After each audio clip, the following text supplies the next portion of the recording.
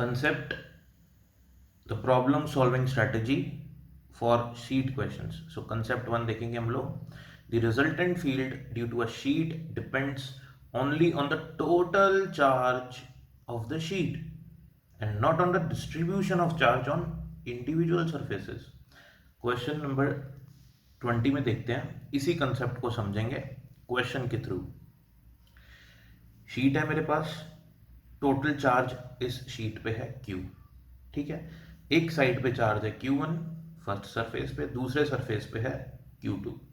ठीक है, P point पे टोटल इलेक्ट्रिक फील्ड फाइंड करनी है दोनों सरफेसेस की वजह से. क्या हो जाएगी, इस सरफेस की वजह से सिग्मा बाय 2 एप्सिलॉन नॉट. ये हमने पढ़ा हुआ है पहले ही थ्योरी लेक्चर्स में कि एक सरफेस की वजह से जो इलेक्ट्रिक फील्ड होती है sigma bye 2 epsilon not. Charge per unit area value डाल देंगे. सिमिलरली सेकेंड सरफेस की वजह से sigma dash by 2 epsilon not, charge per unit area value डाल देंगे. डायरेक्शन होगी इलेक्ट्रिक फील्ड की दोनों, इस सरफेस की वजह से अवे फ्रॉम द चार्ज, इस सरफेस की वजह से away from the charge, because both the charges are positive.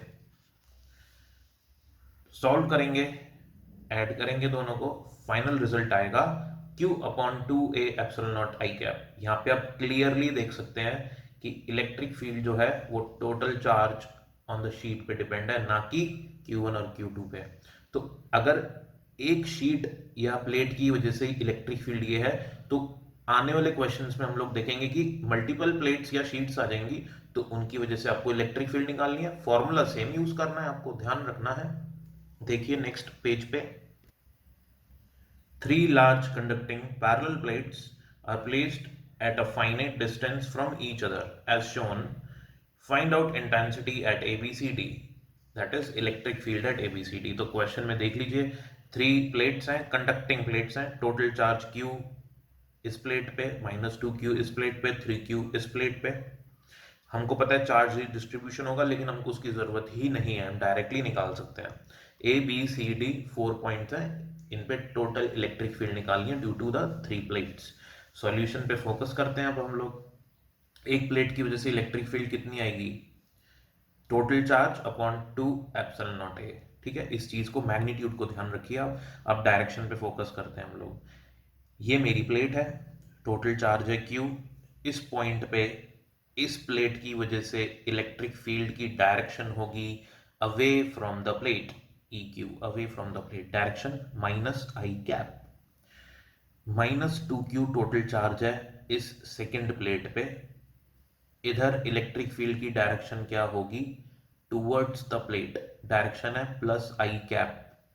Okay, इस प्लेट पे की वजह से जो टोटल चार्ज है इस पे 3Q है, तो इस प्लेट की वजह से इस पॉइंट पे जो इलेक्ट्रिक फील्ड होगी वो होगी away from this plate, because इस पे टोटल चार्ज पॉजिटिव है. यहाँ पे मैं डायरेक्शंस लिखूंगा इन दोनों इलेक्ट्रिक फील्ड्स के लिए, माइनस आई कैप और माइनस आई कैप, और इस इलेक्ट्रिक फील्ड के लिए प्लस आई कैप.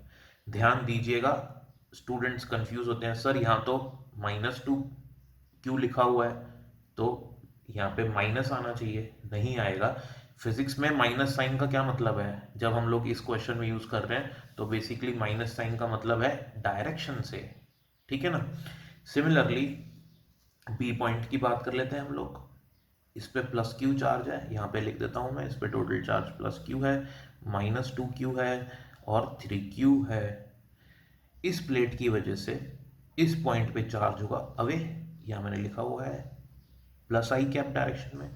इस प्लेट की वजह से इस पॉइंट पे डायरेक्शन इलेक्ट्रिक फील्ड होगी टुवर्ड्स द प्लेट, बिकॉज ये -2Q चार्ज है इस पे, सो अगेन प्लस आई कैप डायरेक्शन होगी. नेक्स्ट देखते हैं, इस प्लेट की वजह से इस पॉइंट पे electric field away from this plate this direction, minus I cap. यहाँ पे मैंने डेटा लिख दिया है, टोटल इलेक्ट्रिक फील्ड आएगी 0. सी पॉइंट पे देख लेते हैं हम. Q इस प्लेट की वजह से इस पॉइंट पे electric field away from this plate. ठीक है, इस प्लेट पे -2Q चार्ज है towards the plate, this is the direction away from the plate, away from the plate. D 3Q charge है तो इसकी वजह से अवे, -2q चार्ज है टूवर्ड्स, q चार्ज है अवे। मैग्नीट्यूड्स मैंने यहाँ लिखे हुए हैं, वो आप ऑलरेडी सीख चुके हैं। टोटल मैग्नीट्यूड C पॉइंट पे इतना होगा, D पॉइंट पे आपको दिखा देता हूँ मैं कितना होगा, please note it down. So this will be the magnitude for D। Thank you.